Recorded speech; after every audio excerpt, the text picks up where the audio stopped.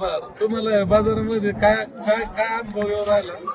बाजारात काय सांगतो आता इथं गोरक्षकवाल्यांनी बरेचसे जनावर धरलेले आहे. हा हा कोरडा आपला हप्तेगावला एक गोरक्षक शाळा आहे, गोशाळा आहे. तिथे येऊन बघावं सगळं सरकारनेच येऊन बघावं. ते जनावर खाय वाचून मरत आहे. गोशाळा कोणाची ती?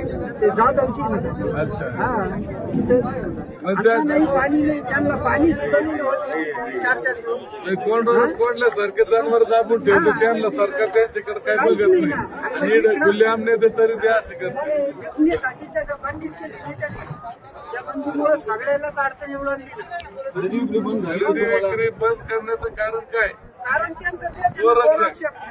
आता गोरक्षक इथं डायरेक्ट कापताय तिथं डायरेक्ट मारतायच ना ते. पाणी नाही चारा नाही ना त्यांना. हा? चला गोरक्षकवाल्यानं नाही का आतापर्यंत नाही का संपूर्ण महाराष्ट्रामध्ये नाही का धुमाकूळ घातलेला आहे.